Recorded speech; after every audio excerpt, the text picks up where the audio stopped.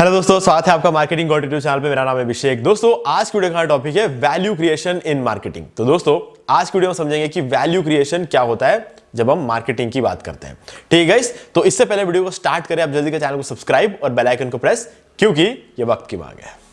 Okay guys, तो यहां पर हम बात करने वाले हैं वैल्यू क्रिएशन इन मार्केटिंग की। ठीक है, अब मार्केटिंग में वैल्यू कैसे क्रिएट करते हैं, इसको समझने से पहले हम ये समझेंगे कि वैल्यू क्या होता है।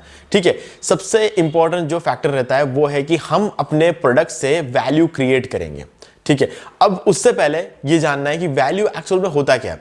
गाइस देखो, हमारा जो प्रोडक्ट है, जो भी प्रोडक्ट है XYZ, ठीक है, अगर उस प्रोडक्ट को हमारा जब कस्टमर खरीद रहा है तो खरीदने के बाद क्या उस प्रोडक्ट से उसकी प्रॉब्लम या तो पूरी सॉल्व हो जाएगी या फिर कुछ हद तक सॉल्व होगी। ठीक है, ये जो चीजें हैं ना, इससे वैल्यू आती है। अब यहां पर समझने की बात यह है कि अब मैंने कहा सॉल्व हो जाएगी या फिर कुछ हद तक सॉल्व होगी। ठीक है, अब ये दो चीजें क्या है ये समझना पड़ेगा, तभी हम वैल्यू को प्रॉपर्ली समझ पाएंगे। देखो, एक प्रोडक्ट जिसने हमारी प्रॉब्लम को पूरी तरीके से सॉल्व कर दिया वो तो बेस्ट प्रोडक्ट है। ठीक है, और एक प्रोडक्ट जो हमारे प्रॉब्लम को सॉल्व तो कर रहा है लेकिन उतना नहीं जितना उस बेस्ट प्रोडक्ट ने सॉल्व किया है ना। इस चीज के बीच में डिफरेंस है, मैं आपको बताता हूं। देखो, अभी जैसे जो ये मैं माइक यूज कर रहा हूं, ठीक है, इस माइक का जो ब्रांड नेम है वो है बोया। ठीक है, ये बोया का माइक है और ये माइक आता है कुछ 1,500 या 1600-1700 रुपए में कुछ आता है, मुझे एग्जैक्टली याद नहीं है, पर हाँ 1,500 रुपए का कुछ आता है ये माइक। ठीक है, अब माइक तो मैं 100 रुपए में भी ले सकता था, 150 रुपए में, 100 रुपए में भी माइक ले सकता था। मैंने ये वाला माइक लिया। ठीक है, अब इस माइक में और उस 150 रुपए वाले माइक में क्या डिफरेंस है। गाइस देखा जाए तो सिर्फ और सिर्फ जो वैल्यू की हम जो बात कर रहे हैं ना, दोनों में ही अपनी अपनी वैल्यूज है। अब कैसे है वो समझना बहुत जरूरी, नहीं तो कभी भी हम वैल्यू क्रिएशन को प्रॉपर्ली नहीं समझ पाएंगे। देखो, एक तो है 150 रुपए का माइक। ठीक है, 150 रुपए का माइक क्या करता है, मेरा साउंड रिकॉर्ड करता है। ठीक है, डेफिनेटली अगर मैं उस माइक को लगाऊंगा तो वो साउंड तो रिकॉर्ड करेगा। ये माइक भी साउंड रिकॉर्ड कर रहा है। ठीक है, तो ये 1,500 का और वो 150 का क्यों।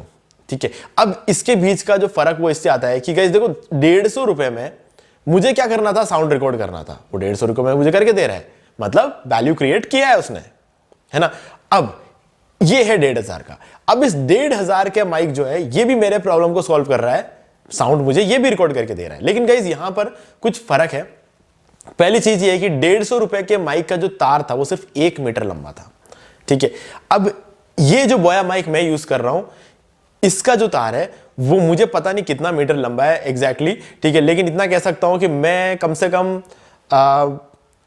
अगर ये DSLR जिसमें मैंने ये माइक कनेक्ट करके रखा हुआ है, ये मैं पास वाले मकान में रखूंगा ना, तब भी आपको सेम आवाज आएगी। क्यों?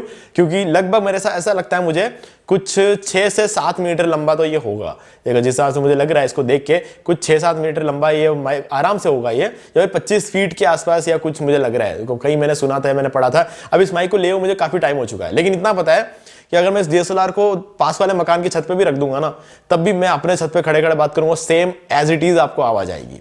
ठीक है, कहीं कोई डिफरेंस नहीं आएगा और किसी भी तरह से ना तो माइक खिंचाएगा, इतनी लंबी तार है इसकी। पहली चीज तो ये। ठीक है, अब दूसरी चीज ये कि यहां पर एक और मोड है जिसमें मैं अपना जो बैकग्राउंड नॉइस है उसको कैंसिल कर सकता हूं, -10 dB तक कैंसिल कर सकता हूं। ठीक है, ये ऑप्शन भी मुझे यहां पर मिल जाता है इस माइक में। तो अब क्या हुआ, पहले वाले माइक ने 150 रुपए में जितना काम करना था वो तो कर दिया। अब यहां पर मुझे एक्स्ट्रा लंबा तार, मतलब कितना चाहे उतना दूर भी जा सकता हूं मैं अपने DSLR से। ठीक है, और ऊपर से अगर मेरे बैकग्राउंड में कोई नॉइज है, हालांकि यहां पर इतना ज्यादा नॉइज नहीं है इस रूम में, लेकिन अगर नॉइज है तो मैं उसको कैंसिल भी कर सकता हूं, है ना। तो ये ऑप्शन भी मुझे यहां पर मिल जाता है। तो अब 1,500 रुपए में ये माइक भी अपना काम कर रहा है। अब ये दोनों ही माइक अपने अपने प्राइस पॉइंट्स पे वैल्यू प्रोवाइड करा रहे हैं। इस चीज को समझना है हमें। ठीक है, इस चीज को हम थोड़ा सा और डिटेल में यहां पर आगे समझेंगे। मतलब 1,500 रुपए का माइक अगर सिर्फ और सिर्फ वॉइस रिकॉर्ड कर रहा होता, ठीक है, मतलब वो 150 रुपए का जो माइक था, अगर उसका किसी ने 1,500 रुपए का प्राइस लगा दिया तो उसे कोई नहीं लेगा। क्यों? क्योंकि कोई मतलब ही नहीं है यार, मतलब ना तो तार लंबा है, ना नॉइस कैंसिलेशन का कोई फीचर है, कुछ भी नहीं है। ठीक है, तो उस चीज के लिए कोई 1,500 रुपए क्यों देगा। अब इस चीज के लिए लोग 1,500 रुपए देंगे, क्यों? क्योंकि ये क्लियर साउंड रिकॉर्ड करता है, नॉइस कैंसिलेशन करता है, तार भी लंबा है, डिस्टेंस अच्छा खासा कवर कर लेता है। तो मतलब ये जो माइक है ये वैल्यू फॉर मनी है। 1,500 रुपए में ये माइक एक्चुअल में वैल्यू फॉर मनी है, तो इसीलिए इसके पीछे लोग इन्वेस्ट करते हैं। ठीक है, अब देखो, ये तो हो गई बात माइक की। हम थोड़ा सा और आगे लेके चलते हैं इस चीज को। देखो अभी क्या रहता है कि मान लो एक फोन है माइक्रोमैक्स, ठीक है, दूसरा है पकड़ के चलते हैं आईफोन। अब गाइज यहां पर जो है ना, आईफोन की क्या खास बात है, सॉफ्टवेयर कमाल का है, बेस्ट है, ठीक है, सॉफ्टवेयर के मामले में आईफोन का कोई टक्कर ना तो पहले ही था ना कब अभी है, ठीक है, कोई भी कंपनी आईफोन को टक्कर दे नहीं पाती जब बात आती है सॉफ्टवेयर की, ठीक है। अब यहां पर क्या होता है कि आईफोन को लेने वाले लोग ये समझते हैं कि ये बेस्ट फोन है इसलिए हम उसको ले रहे हैं इतना ज्यादा पैसा देकर। एक्चुअल में गाइज आईफोन को जो हम प्राइस देते हैं ना, उतना प्राइस का आईफोन है नहीं, ये रियलिटी है। आराम से आईफोन जैसा एक फोन बनाया जा सकता है, जो 1 लाख या 1.5 लाख रुपए का आईफोन बिकता है उसको 70 या 80 हजार रुपए में आराम से बेचा जा सकता है, तब भी प्रॉफिट कमाएंगे। क्यों? क्योंकि बचा हुआ पैसा वैल्यू के लिए लगा है, मार्केट वैल्यू के लिए बचा हुआ पैसा लग रहा है। मतलब आप कम से कम 50,000 रुपए इसलिए दे रहे हो क्योंकि वो एप्पल का फोन है ना, ये फर्क है। सेम क्वालिटी, हर एक चीज सेम रख के भी मार्केट में ये प्रोडक्ट बेचा जा सकता है, ठीक है, लेकिन आईफोन ने अपना मार्केट वैल्यू क्रिएट किया है। अब वैल्यू क्रिएट करने की वजह से आप 50-60 हजार रुपए सिर्फ और सिर्फ उस वैल्यू के लिए ले रहे हो, सिर्फ और सिर्फ उस वैल्यू के लिए, प्रोडक्ट के लिए नहीं है इतना पैसा। बिना उसके भी वो लोग अच्छा खासा प्रॉफिट कमा सकते हैं, लेकिन क्योंकि इन्होंने इतने सालों में मार्केट में सबसे बढ़िया ब्रांड बनकर रहे हैं, तो ये भरोसा जीता है लोगों का। उनको पता है कि ये भरोसा भी हम दे रहे हैं, तो उस भरोसे के पैसे ले रहे हैं वो आपसे, है ना। तो वो चीज है, उस चीज को हम कहते हैं वैल्यू क्रिएट करना। अब माइक्रोमैक्स आया और चला गया, वन प्लस आया लगभग चला गया है, ठीक है, अब नथिंग आया है। ये सारे फोन बिल्कुल भी खराब नहीं है, ये सब फोनों ने मार्केट लीडर बनने की पूरी क्वालिटीज थी इनमें। माइक्रोमैक्स आया, इतनी सेल्स हुई ना, हम इमेजिन भी नहीं कर सकते। वन प्लस आया, सबकी दुकानें बंद कर दी थी, इस लेवल पर वन प्लस बिका है, ठीक है। अब नथिंग आ रहा है, ठीक है, नथिंग क्या करेगा आगे तो पता नहीं, लेकिन पहला फोन अच्छा खासा सक्सेसफुल था, ठीक है। तो अब इन सब चीजों में क्या है, मतलब ये फोन जब आए इन्होंने कुछ लगभग हमें सेम क्वालिटीज प्रोवाइड की जैसे आईफोन करवा सकता था या फिर कर रहा है, ठीक है। अब हुआ क्या कि इन लोगों ने प्राइस जो है ना कम रखी। क्यों प्राइस कम रखने का रीजन ये था, क्योंकि जैसे एक टाइम था जब आईफोन 60,000 70,000 रुपए में, जो सबसे टॉप मॉडल था वो 70,000 60,000 रुपए मिल जाता था हमें, ठीक है। आज के डेट में तो खैर 1.5 लाख है, इसलिए हम उसको अभी के साथ कंपेयर नहीं कर सकते। लेकिन जब वन प्लस लॉन्च हुआ था तो वन प्लस आईफोन के सारी कॉन्फ़िगरेशंस यहां पर 30,000 रुपए में दे रहा था वन प्लस, ठीक है। तो उस टाइम सब जनों ने वन प्लस लेना शुरू कर दिया। क्यों? क्योंकि आईफोन जैसी क्वालिटी हमें वन प्लस में मिल रही थी। लेकिन फिर क्या हुआ, जैसे जैसे सेल्स बढ़ी, वन प्लस ने भी अपनी वैल्यू क्रिएट की, और जैसी वैल्यू क्रिएट की 30,000 के हो गए 60,000। अब हम जो पैसा दे रहे हैं एक्चुअल में 30,000 रुपए, या 30 चलो 20,000 रुपए भी अगर हम दे रहे हैं यहां पर वन प्लस को एक्स्ट्रा, तो वो हम उस फोन की कीमत नहीं दे रहे, हम उन्होंने जो मार्केट में वैल्यू क्रिएट की है ना अपनी, उसकी कीमत दे रहे हैं। ये बहुत बड़ा फैक्टर है, ठीक है। अब जब ये वैल्यू की कीमत वो हमसे लेते हैं ना, तो अब इस कीमत का यूज करके वो मार्केटिंग में लगाते हैं। पहले वन प्लस मुंह से बिकता था। मान लो कि मैंने खरीदा, मैं अपने दोस्त को बताऊंगा भाई जोरदार फोन है, मतलब आईफोन के टक्कर का फोन है, गजब का फोन है, ठीक है, मेरा दोस्त भी ले लेगा, वो अपने 4 दोस्तों को और बताएगा, मैं अपने 4 दोस्तों को और बताऊंगा, फिर वो सब 4 को और बताएंगे। ऐसे कर करके फोन बिकता था। पहले कोई मार्केटिंग नहीं होती थी वन प्लस की, अगर आप पीछे जाके देखोगे, आप रिसर्च करके, तो कोई मार्केटिंग नहीं होती थी। लेकिन जैसे ही वैल्यू क्रिएट हुआ और फिर वैल्यू के 10-20 हजार रुपए जब वो ज्यादा लेने लग गए हर किसी से, फिर उन पैसों से वो मार्केटिंग कर रहे थे। पहले उनके पास मार्केटिंग के पैसे नहीं थे, क्योंकि अच्छा खासा फोन भी तो बनाया उन्होंने, ठीक है, और वो फोन बहुत ही कम प्रॉफिट में वो हमें बेच रहे थे। फिर प्रॉफिट तो डेफिनेटली कमा रहे थे। अब कोई भी कंपनी ऐसी नहीं होगी जो बिना प्रॉफिट के कोई माल बेचे, भले ही 5,000 रुपए प्रॉफिट कमाएंगे हर फोन पे, लेकिन कमाएंगे, ठीक है, ये तो पक्की बात है। 25,000 का फोन बना के 30,000 रुपए में वो बेचेंगे, लेकिन मार्केटिंग अगर वो उस टाइम करते तो वो 30,000 में नहीं बेच पाते।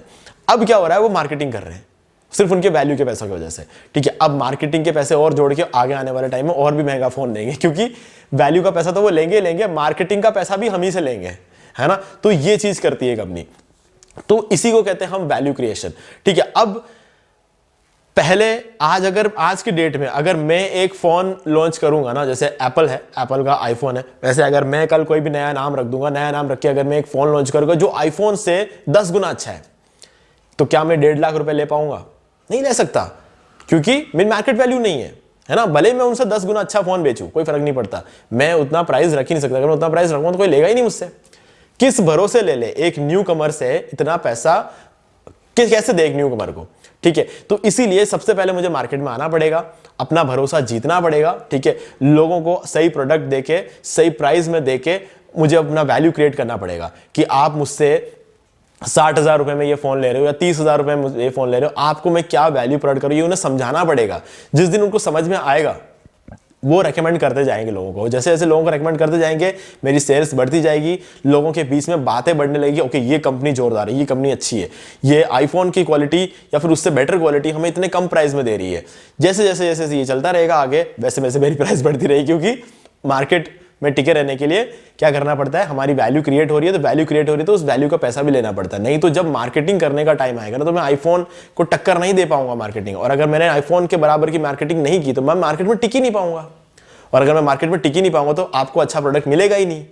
तो ये सब बातें एक के बाद एक चेन की तरह आती है, ठीक है। तो मतलब आप जितना भी पैसा किसी भी प्रोडक्ट को देते हो, क्या वो प्रोडक्ट उतने का मतलब वैल्यू आपको प्रोवाइड करवाता है, ठीक है। अगर करता है तो उसी को हम कहते हैं वैल्यू क्रिएशन, ठीक है गाइस। तो मुझे उम्मीद है कि आपको समझ में आ गया होगा कि वैल्यू क्रिएशन क्या होता है, और अब इस चीज को अपने बिजनेस में कैसे अप्लाई करना है ये आप सोचो, क्योंकि हो सकता है कोई आपका प्रोडक्ट ऐसा हो जो शायद वैल्यू इतना प्रोवाइड नहीं करवा रहा हो लेकिन प्राइसिंग हाई हो, तो आप अगर उसका प्राइसिंग थोड़ा सा कम कर दोगे ना तो शायद हो सकता है आपका बिजनेस बूस्ट हो जाए, ठीक है। और जब लोगों को समझ में आएगा ओके ये प्रोडक्ट है, अच्छा है, ठीक है, फिर आप भी उस प्रोडक्ट में इंप्रूवमेंट करते रहना, और जैसे जैसे आप उसमें इंप्रूवमेंट करोगे लोगों के बीच में वो प्रोडक्ट फेमस होता जाएगा। फिर जब आपका इंप्रूव्ड, फिर वो लोग आएंगे आपका इंप्रूव्ड प्रोडक्ट लेने आएंगे, तब उनको लगेगा कि एक्चुअल में इन्होंने इंप्रूवमेंट भी किया है और इस बार कुछ नया लेकर आए, कुछ कमाल का लेकर आए। वैसे वैसे आपकी भी ब्रांडिंग बढ़ती जाएगी, ठीक है। तो ये जो चीज है ना इसको आप अप्लाई कर सकते हो अपने बिजनेस में, ठीक है गाइस। तो कोई भी डाउट है तो आप मुझसे कमेंट करके पूछ सकते हैं। वीडियो को लाइक जरूर कर दे और चैनल को सब्सक्राइब करके बेल आइकन जरूर प्रेस कर ले, क्योंकि ये वक्त की मांग है। तो दोस्तों मैं उम्मीद करता हूं कि आपको ये वाला वीडियो अच्छा लगा होगा। अब यहां पर 2 और वीडियोस है जो कि आपको जरूर देखने चाहिए, क्योंकि इन वीडियोस को देखने के बाद आपको मार्केटिंग के बारे में थोड़ा सा और ज्यादा सीखने को मिलेगा। और अगर आपको ये वाला वीडियो अच्छा लगा तो वीडियो को लाइक जरूर कर दे और चैनल को सब्सक्राइब करके बेल आइकन को जरूर प्रेस कर ले, क्योंकि इसी से हमारे आने वाले वीडियोस के नोटिफिकेशन भी आपको मिलते रहेंगे। तो दोस्तों आज वीडियो में सिर्फ इतना ही, देखने के लिए आपका बहुत बहुत धन्यवाद।